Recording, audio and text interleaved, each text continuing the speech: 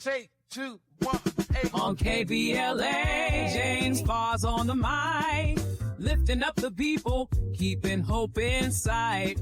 With Altadena spirit, he fights the good fight, speaking truth to power, shining the light.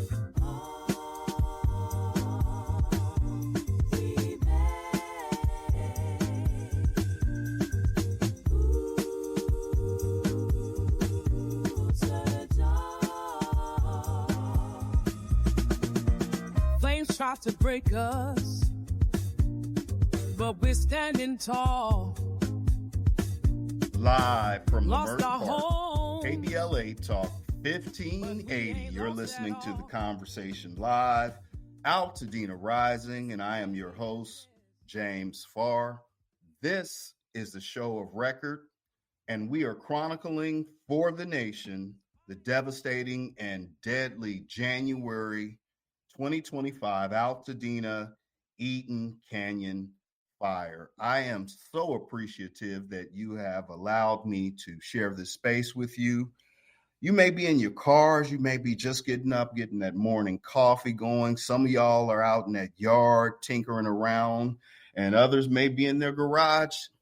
I appreciate you allowing me to share this space. The phone lines are open today, 800-920-1580. That's 1-800-920-1580 if you'd like to get into this conversation this morning. And then I want to invite you to follow us on social media at KBLA 1580. And you can also follow me at James Farr Live. I'm across all of our social media platforms. And if you've missed any of our previous episodes, our podcast version of this program is available on most major podcast platforms. This is show number 29, and we've been holding space with community. Let me tell you about today's program. Coming up, two important conversations in the next hour. Two fire survivors, two voices you need to hear. Dr. Eshele Williams, a licensed therapist, and Brian Baccus from Altadena Talks. Both lived through the Eaton Fire. Both lost more than they should have, and both came today to the same chilling conclusion. Somebody failed. The county's response wasn't just delayed, it was devastating. So here we are to discuss this this morning with Brian and Dr. Williams, and as this smoke clears, it's becoming a little bit more apparent. I want to set up some context before we get further into this conversation. This Tuesday, the Los Angeles County Board of Supervisors had commissioned what's known as an after-action report that they want to take a look at what they did, what they didn't do. Let's roll in some sound for context. We've heard several references today to west of Lake. The lack of firefighting resources west of Lake Avenue. Dots, as I mentioned, represent calls that came in early about structure fires west of Lake. The incident commanders did do their very best to get alerts and warnings out just as quickly as possible. At 3:25 a.m., zones west of Lake are sent evacuation orders. And that took time, probably too much time in retrospect. One zone in West Altadena has yet to receive an alert. There was only one LA County fire asset in West Altadena. Chief Marone, in the McChrystal report, they recommend we get new helicopters and more fire trucks and more staff for you. But what does that matter if the firefighters that you employ don't get out of their trucks, as is obvious because of so many accounts of people in West Altadena, including my third-generation business, my family's third-generation business, where a full crew of firefighters stayed in their truck the entire time while the building caught fire and continued to burn to the ground, even while our 80-year-old neighbor asked them repeatedly for help while he hosed down the building. So when we talk about west of Lake, we are talking about a disproportionate high rate That of was Black some and sound from the Los Angeles County Board of Supervisors meeting, which took place this past Tuesday. And it was a multiple hour-long conversation and discussion from the supervisors, as well as survivors and impacted folks. But, you know, the folks I have joining me today, Dr. Williams and Brother Brian, you know, they are all west of Lake. And Simeon, let's roll in some more sound, keep the audience up to speed.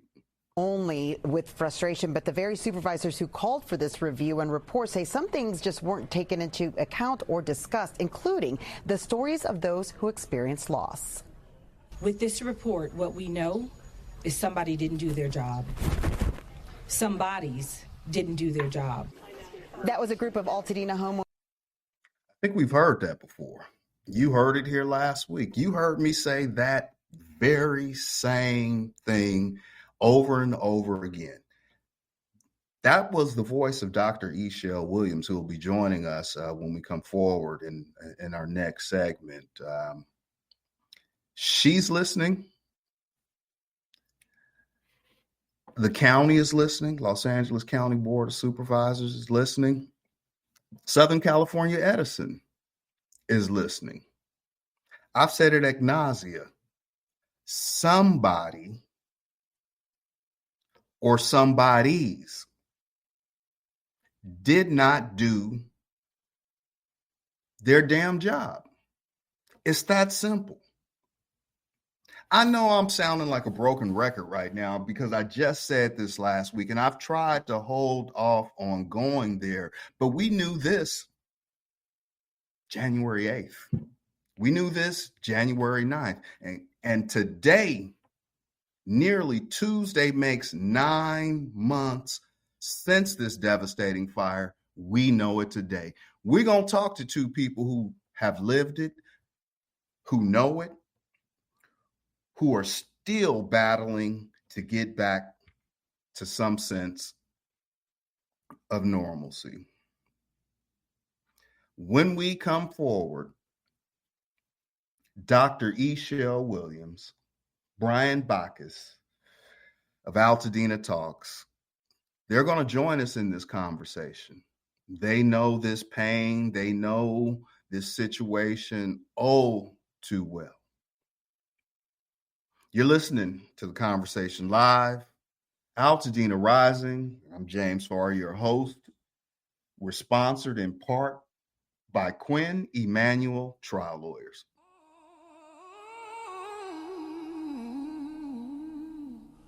Lonely ride back home. Oh.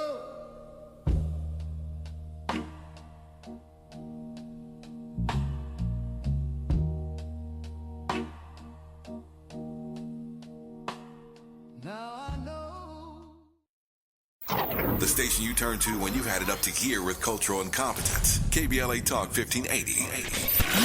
We've got a lot to talk about. On January 7th, 2025, the Eaton Canyon Fire scorched Altadena, torching everything in its path. Homes, wealth, and legacy burned in one night. But will Altadena rise from the ashes? I'm James Farr. On the Conversation Live Altadena Rising, we're chronicling the recovery, the resilience, and justice for the nation. This is the show of record, unapologetically progressive. We're not blacking down. So join me, James Farr, on the Conversation Live Altadena Rising every Saturday at 10 a.m. Pacific with the rebroadcast on Sunday at noon. Unapologetically progressive. KBLA Talk 1580. We've got your black. Heard any other talk radio lately that sounds anything like this? We didn't think so. You're listening to Unapologetically Progressive. KBLA Talk 1580. Only I can stop the rain. Now I know. Only I can stop the pain. Good God. It's not that we gotta do what we do. That's what only I can stop the rain. Stop the rain. It doesn't have to be the way it is. You say it is. Only I can stop the rain. KBLA Talk 1580. You're listening to The Conversation live, Altadena Rising, and I'm your host, James Farr. We are sponsored in part by Quinn Emanuel Trial Lawyers. As I said, coming up in this segment, I'm joined by two fire survivors, two people who lost more than they care to really remember, right? I mean, it's the memories that they're talking about, and we'll get more into that conversation. Obviously, there's the hard loss of property. There's the hard loss of memories. There's the hard loss of things, right? But I think it's the memories that my guest today will talk a little bit more about. But we're also going to jump a little bit more deeper into this Altadena after action report, which was commissioned by the Los Angeles County Board of Supervisors. I'm joined by Dr. Eshele Williams, who is a licensed therapist, and Brian Baccus, who hosts a podcast which every day for 2 hours has been providing updates for the community with resources. And only a way, he's actually 1/3 of that team of that podcast that have been providing that information every day of the week. Let's go ahead and welcome both Brian and Eshele into this conversation. Brian, Eshele, good morning. How you doing? Good morning. Thanks for having me. Brother Brian, you there with us? Am I on mute or something? No, you're good, brother. We got you. I can't complain. I'm happy. I'm alive. Just keeping pressing forward with all this stuff we're going through. That's it. I understand, brother. I want to start with Dr. Williams. You've been on this program before. One of our earlier episodes. You participated in our 100th day town hall, where you talked about how you're coping and how people are coping with this. And this past Tuesday, you participated in a press conference with, a couple of dozen fire survivors and a gaggle of media. And you said somebody didn't do their damn job. As I stood up there, you could cite the report, you can do all of the things, but everything in the report, like we understand, spoke the obvious. Mm-hmm. And I echoed your sentiment, actually, about somebody or somebody's not doing their job, because we all played a part. What do you mean by that? We all played a part. So if it is somebody's responsibility to get me an alert, and then it's my responsibility to act on the alert or not, we each play a role, right? Mm-hmm. So it's to get the alert, first of all, to know exactly what's going on so that I can act on behalf of myself and my family and my community. Mm-hmm. So if I don't get the alert, if I'm only acting, how many of us went to sleep on this fire? Ask a number of individuals. Majority, I don't want to say majority, but a number of individuals went to sleep on the fire. So does that mean somebody was sleeping on their job because they didn't do what they were supposed to get us the information? I say, yeah. Wow. Let me bring Brian into this conversation, because Brian, I'm going off of what Dr. Williams is saying. As you know, there was a 7-day warning from the National Weather Service that we were expecting hurricane force winds, right? Not winds. Let's put a D on the end of it and an S, right? This was not a win. This was a loss. This is a family of wins. What's your reaction to, as we kind of, and the report told us what we already knew, right, Brian? It's no surprise, but what's your reaction? Well, the way I found out about the fire, I was eating at Olive Garden in Arcadia, which is 2 cities away. Actually, it's not even 2 cities away. It's 1 next city door. away. Yeah. And a transformer blew, and it knocked out the restaurant electricity. So we all decided to leave. As I was leaving, I go the back way to go back to Altadena. I take Santa Anita and go across Orange Grove and go up Michelinda, where my normal path took me into huge branches falling down. Now, mind you, that we've had Santa Ana winds every every month of January of my life here since 8 years old. So it's nothing new. In fact, but the year before, 90-mile-an-hour winds. Well, we never had them that bad. But Okay. when you are in Altadena, and you can probably vouch for this. Buildings are not showing us how fast those winds are really blowing. Eaton Canyon has an open valley. It's going to tear through there, but we always get the same ones because it's not buildings and structures are blocking the wind from actually showing its full force. I mean, every year I used to go outside of my driveway and make these videos. I'm standing in the hurricane and all of this stuff, right? But this one was different because I found out about it way before everybody else as I was driving back through to get back to my fiance's mom's house. She didn't know about it. Nobody got an Amber Alert. I didn't get an Amber Alert as soon as I hit the vicinity of Pasadena. I'm going to tell you that right now. Got nothing else after that. Even while I was sitting there evacuating my fiance's mom. And I lived on Fair Oaks and Palm. She lived on Fair Oaks and Palm. So it's literally like a block away. Right. So when I finished getting her out of her home, I walked up to my place. My roommates didn't believe that it was going to be a fire. I said, get us whatever you can. Now, mind you, I'm telling them this, but I didn't grab anything but my laptop.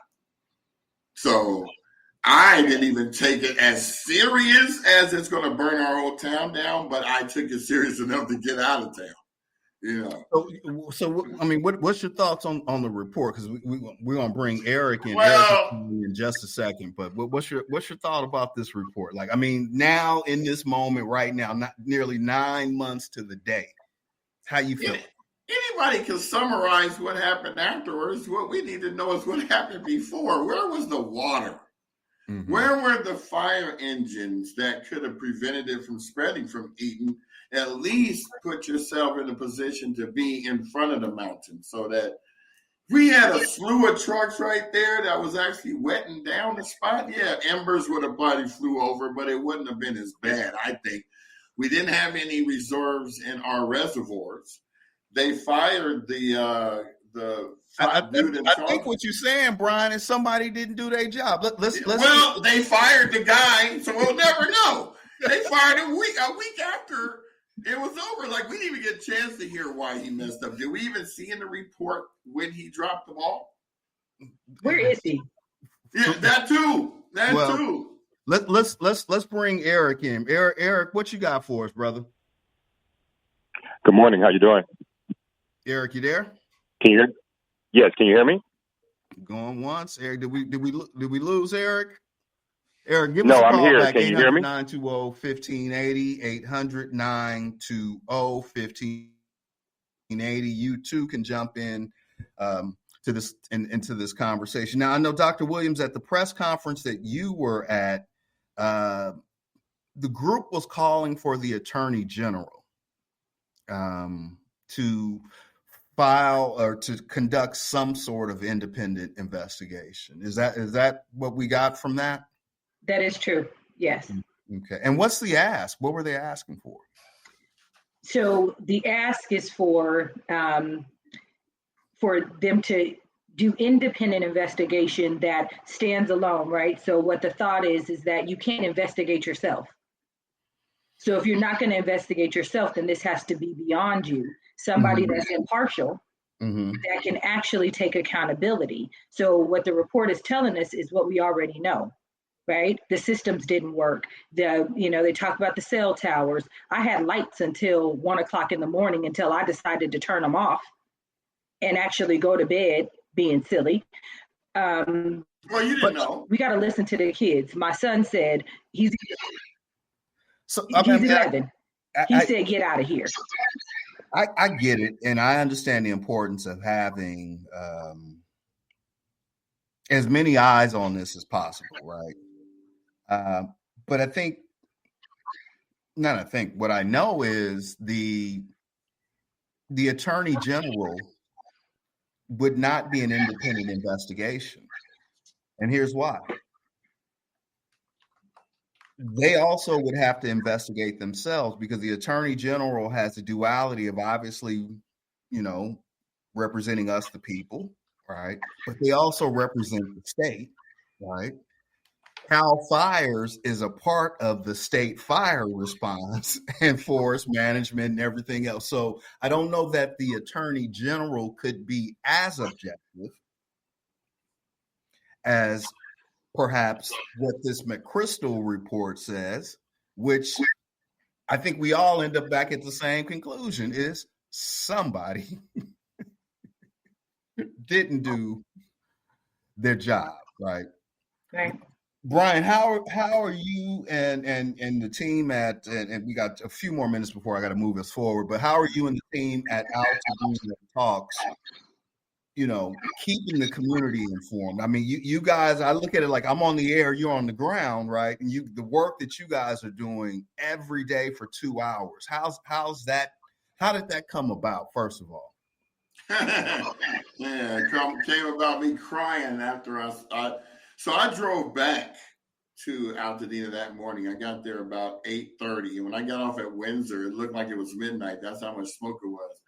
Now, I'm trying to weave my way back up to where I live so that I can see if I can salvage anything. But by the time I got to Fair Oaks and Altadena Drive, it was a lost cause. I've never seen anything look like this. It looked like an atom bomb hit the town and we were left in ruins. It was crazy. But I left, went up to Las Crescenta, got off, went live, and I was going to come in there like, hi, I'm Brian, I'm reporting about this, but then the emotions overwhelmed me, and I just started crying for the next 45 minutes. Well, that got a lot of views. I didn't look at the views because that wasn't my concern at the time. My next steps was, how can I help the people of Altadena do something? I got a platform. Let me start telling them where the resources are. So I went live from Brookside when the first donation station. And about 300 people saw it, came down, got stuff. The next 3 days we were at PCC doing their donation stations. And after this, my business partner said, why don't you start a podcast? Because everybody seems to be flocking towards your lives. I said, let's do it. And it started off, I was angry. So the first week of episodes was me ranting, going off, wondering why things didn't happen. Then we brought Tony on, and Tony was the voice of reason. So we had to kind of dial ourselves back from being emotional to being informative. And that's how it came about. Man, like I said, it is a dearth of resources and information, right, that you guys are raising up every day. And one of the reasons I enjoy listening when I'm able to is because, the region is impacted. I'm not you. I'm not either one of you. And my loss isn't, I have no loss, right? I lost community, but we all lost community. You folks lost your homes and your possessions and your memories. And so it comes with a little bit of a different flair and flavor and kind of just what it is. And so what we're going to do, I want to continue this conversation with Dr. Eshele Williams and Brian Baccus, two fire survivors who lost everything but refused to lose hope. We'll continue this conversation when we come forward, only on KBLA Talk 1580. We got your black. Say the quiet part out loud. KBLA Talk. When the flames subside, who ensures that the stories endure? At KBLA Talk 1580, we're committed to preserving the voices that shape our community. We know people have short memories, and as long as this Black Talk radio station is on the air, we will not let Altadena be forgotten We are honored to announce that the Altadena Historical Society will officially archive our recent town hall alongside every episode of Conversation Live Altadena Rising with James Farr. This is the show of record, the definitive source for tracking Altadena's roots, resilience, recovery, and reunion. These stories will now live on for students, scholars, researchers, and journalists seeking truth and legacy in the months and years to come. Because history isn't just made, it's honored, it's recorded, and it's passed forward. We're KBLA Talk 1580, and we've got your black.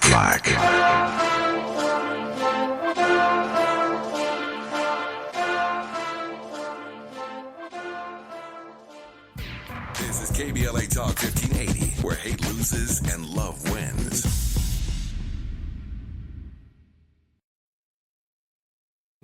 Hit me now.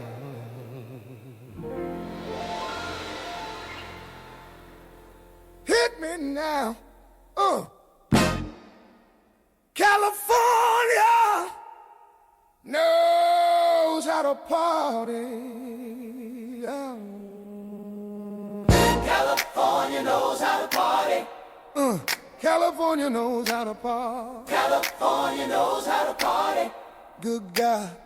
In the city of L.A., in the city of good old Watts, in the city of Compton, we keep it rocking, we keep it rocking. Now let me welcome everybody to the Wild Wild West. A state untouchable, like Elliot Ness. KBLA Talk 1580. You're listening to the Conversation Live, Altadena Rising, and I'm your host, James Farr.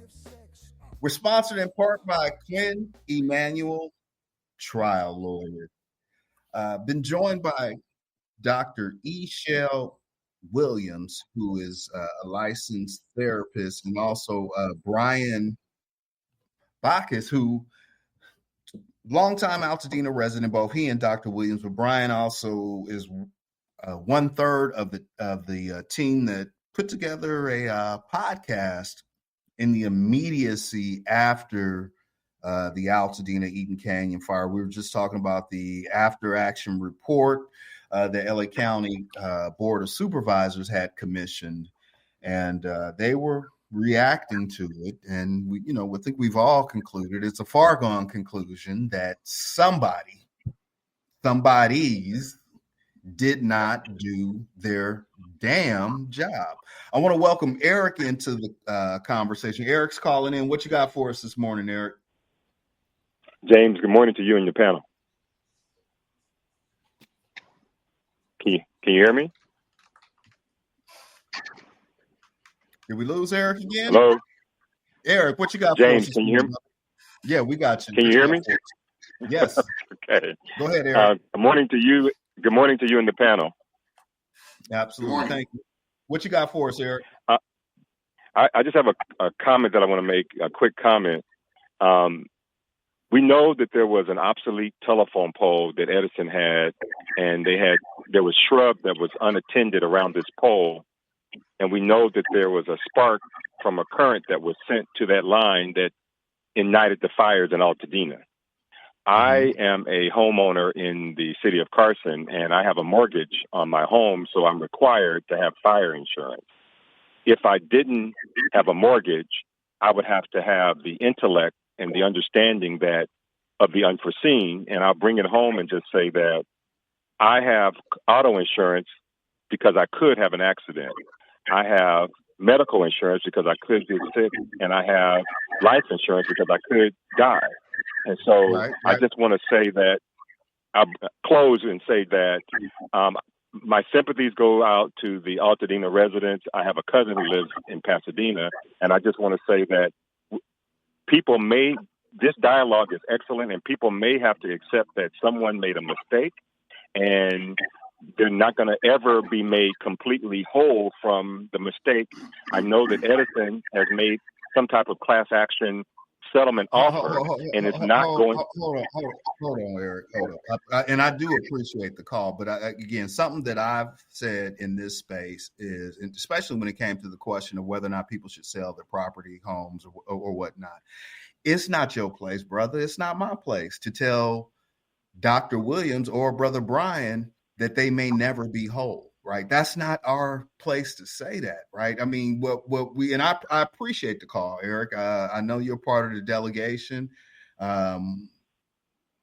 You're active with it, so I appreciate. I know you're coming from a great space, and your heart is in the right place, but we got to be careful, right? It's not my place to project.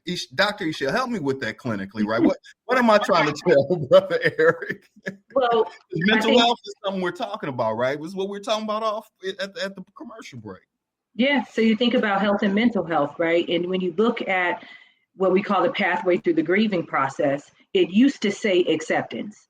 Right? After you go through denial and bargaining, praying for a miracle, okay, Lord, I do this different, do that different. You go through your anger.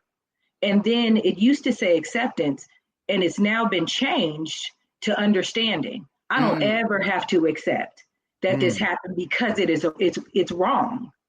Right? And if somebody didn't do their job, I don't have to accept that they didn't do their job. I have to try to get to a place of understanding, because after understanding is then coping. So I got a lot of work to do to get to a place where I can actually understand the loss, right? People's brains 9 months later, just now turning back on, to understand that they are not well. We're not well. We act like it, but we're not. So the acceptance word means that I got to suck it up. And that's not how it's supposed to be. That's Dr. Eshele Williams, who has the duality of being a therapist and a fire survivor, right? And Brian, I mean, how are you? You know, I think that's the perfect pocket, right? I mean, both of you, I'm going to say you both were renters, right? And so, you know, the insurance part of it is what it is, right? And it's different for everybody. Some had none, some had not enough. Some had a lot, right? It's every variation of that. But how are you doing today, Brian? Well, let me go back and speak on Eric's insurance statement. You got to remember, this is an old town. The houses are 80 to 100 years old. A lot of these homes are what we call legacy homes, meaning my great-grandmother bought this house for $30,000. It's now worth $2 million. But as it was going down the line of hereditary possession, people thought, okay, I own this house. We haven't had fires in a long time. I'm not going to get insurance, or they. Oh, Brian, you got some sound on. Put the sound down, please. Go ahead. No, that's the KB. Okay. No, you need to mute the KBLA one. The problem is that these, our parents didn't tell us certain things. Stay in a child's place. Mind your business. This is grown folks. So we didn't know about what insurances were supposed to be there. We didn't know what situations were supposed to come up. Did we need a trust? Did we need this? So a lot of people that didn't have the insurance, it's because they were paying $1,500 a year in property taxes. So they felt, well, that's all I need to pay. And I've talked to a lot of these people. They weren't well aware or abreast of the fallacies of not having insurance or have the wherewithal to even find out, because we weren't schooled on that, especially in the Black community. We're not taught that. You have to go out and find that and then hold seminars, classes with your family, friends, or whatever. But speaking on I just want to speak to that with the insurance. Not everybody had it because not everybody felt the need to have it. You need car insurance. You're out there every day. You could cause an accident. No one expects an accident to happen at their home. Right. And the history of the community in the area is fires happen all the time. They just typically burn uphill. We used to watch them and get our little barbecue popcorn and watching the foothills burning on top and look like it was getting ready to be an eclipse or something. But Never in my wildest dreams did I think that fire would ever came, and it came down the mountain. It didn't go up the mountain. It came over the mountain and burned everything from the top all the way down to Woodbury and some parts beyond. And it was devastating, but right now, just like Dr. Eshele said, we need to talk about the mental aspect of it. I call myself a deferred person that needs therapy. Why? Because I started this podcast as therapy. It wasn't just for me. My thing is I'm a giver, so I want to help everybody. Mm-hmm. And so the only way I knew how was through a podcast. But at the same time, the first 30 days, I woke up at my fiance's house and didn't know where I was for the first 3 minutes. And it was frightening because I thought I was dreaming. And so this happens quite often. I mean, I just had a similar nightmare about 2 weeks ago. I went up to Vegas to unwind. This is the first time I've been out of town since the fires. And I usually went to Vegas for a week every month to just sleep. I don't leave the room. Mm-hmm. So I do the podcast, go to sleep. Well, up there, I woke up and didn't realize where I was because, again, it's a different spot. Mm-hmm. And I'm like, I'm not in my environment. I'm not used to this. It's unreal. I don't even know how to explain it, really. So what I want to do is I want to continue this conversation in my next segment, right? Because and when we come forward, what I want to go more into our we'll only have about 4 minutes to really get into some stuff, but I want to continue to talk about the impact of this report and what you want the powers that be to know. Here are two voices, two active voices, two visible faces who we talk about on this show. Everybody in this community knows somebody who knows somebody that knows somebody, right? And you two just figured out, her sister. Right. Well, no, it's 1 degree of separation, indeed. And then the mutual person, Rodney Benford, who is a member of the, Right. Well, I've been knowing him since I was 5. Yeah, right. But Rodney has been on this show, so it is like that with everybody in this community. So we're gonna pick that up when we come forward in our. I also have some updates that I want to share with you. Only on KBLA Talk 1580. We got a lot to talk about. KBLA Talk 1580 is an intervention. When we come forward, includes you. KBLA Talk 1580, turning pain into power. No righteous rage. And don't be afraid to say what you see. We're KBLA Talk 1580.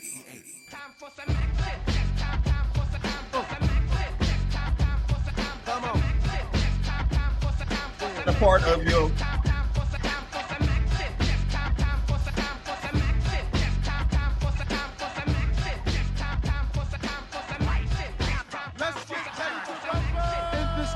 KBLA Talk 1580. You're listening to the conversation live, Altadena Rising, and I am your host, James Farr. We are sponsored in part by Quinn Emanuel Trial Lawyers. It's that time of the program where I give some updates, and we're also going to continue this conversation with Dr. Eshele Williams and Brian Baccus. But I want to give you this quick update. This Tuesday, October the 7th, the Eaton Fire Collaboratory is what they're calling it. It's their grand opening. It takes place at 540 West Woodbury. It starts at 4 p.m., goes until about 7. The folks over there are another resource that is being pulled together to help folks kind of put the pieces back together. And as I'm joined this morning by Dr. Eshele Williams and Brian Baccus, we've been having this conversation. We've landing this thing, and we appreciate Eric giving us a call. And we're in this space. So somebody just didn't do their damn job when we're looking at this after fire report commissioned by the Los Angeles County Board of Supervisors. I'm going to toss it to Brian first. Brian, since they listening, they've been listening. I know they're listening here. I know they're listening right now, right? I'm talking about Edison. I'm talking about board of supervisors. I'm talking about the folks who we are endeavoring to hold accountable. What do you want them to know? What do I want them to know? Well, they already know everything they need to know. This report that came out, it was already based on other fires that we Dr. E and I were talking about during the break. They knew this already. They should have put things in place that would have prevented this. But the only thing that we can be a lesson to now is the next town who has this situation. Take heed. Check your water supplies. Check your emergency situations. Check to make sure your cell phone towers have backup power so that they can still provide signal. One of the main reasons most people, like some of the people died and some of the people didn't get out in time to save stoves because no Amber Alerts were sent out in the vicinity. What say you, Dr. Williams? We're getting hard on the time. What say you? What do you want those folks listening right now to know? I need you to know that beyond homes, these are people, right? These are individuals. These are families that lost everything. And in order for us to continue not losing, step up and understand so that nobody else has to ever face what we're facing right now. I've often said, right, as a Black woman, unfortunately, I was born for this. I was born to take this weight, but I shouldn't have to. Because do what you're supposed to do at every turn. And it's not like place and pray. We put the cell phone towers, we're going to place them there and pray that they work when it's time and when it's needed. It's no place and pray. You got to follow up and you got to take action. Right. Wow. Well, I do appreciate both of y'all. I mean, I have so much love for both of y'all, and my heart is there with you, as is the entire KBLA delegation, our audience across the nation. I mean, we're all pulling and rooting for you. That's Dr. Eshele Williams, licensed therapist. That's Brian Baccus. I'll give them some information on how they can reach out to you guys if they want to connect with you. That's Altadena Talks for sure. And the Dr. Eshele, what's your handle on social? It is Eshele Williams _Sweet Therapy. There you go. When we come forward, I got a Saturday slap that has a message in the music only on KBLA Talk 1580, your ancestors' favorite radio station. A safe place to go loud. A great place for progressive politics. KBLA Talk 1580. All I need is one mic. With the KBLA Talk 1580 guest editorial, I'm Martin Gordon, chair of the Pasadena Community Coalition. Recently, I listened to a Tavis Smiley show conversation with James Farr. At one point, James said something that caught me off guard. Not because it wasn't true, but because it is. Black Altadena is gone. I know it may seem stupid and non-productive, but I stopped in that moment listening to Tavis and James. I broke down and cried. In the back of my mind, I told myself we can bring it back like it was. But James Farr's reality check hit me like a ton of bricks. My community is being murdered. I said murdered, not by the Altadena Eaton Canyon Fire, but by the people we elect to protect us, and by greedy and gatekeeping nonprofits who cannot see the forest for the trees. For the first time since the fire, I truly feel and understand my wife's inconsolable pain. Because I'm struggling to find a path to recovery and at least some form of normalcy. My community is crumbling right in front of my face. Lack of funding to rebuild is slowly destroying us. Many of us can no longer hold out, and developers are gobbling up our property. When I hear voices like Tavis Smiley and James Farr speak truth to power on KBLA Talk 1580, it reminds me that we're not crazy, just unheard. Make no mistake here, KBLA delegation, this is war, and we the people of Black Altadena are losing. It's like waiting for reparation. Not gonna happen, brother. In this new orange man world, no one, no entity is persuaded by right or wrong. There is no consequence for doing the wrong thing, and no accolades or support for doing the right thing. Will war-torn Black Altadena survive? Your guess is as good as mine. But what have I got to lose? I'm in my 70s and don't have time to wait. Dr. Martin Luther King Jr. once suggested that riots break out when people have no hope. But there's nothing left to burn down in Altadena. I wish I could say I remain hopeful that my beloved community will rise again like a phoenix from the ashes. I wish I could.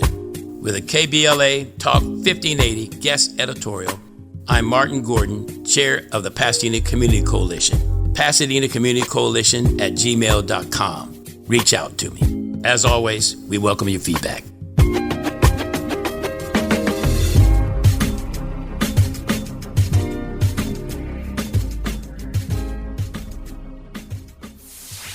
We're not for everybody, but we're for everybody. You're listening to KBLA Talk 1580. KBLA Talk 1580. You're listening to the conversation live, Altadena Rising, and I'm your host, James Farr. We're sponsored in part by Quinn Emanuel Trial Lawyers. It's that time of the program where we get into that message in the music. It's something I call a Saturday slap. And but first, I want to thank Dr. Eshele Williams and Brian Baccus, my guest this morning, who two fire survivors, two voices, two people who lost it all, but two people who are unwilling to quit and are advocating for their community to be made whole. You know, I mean, for me, I'm a cynic. You know, I don't know if I necessarily see any changes.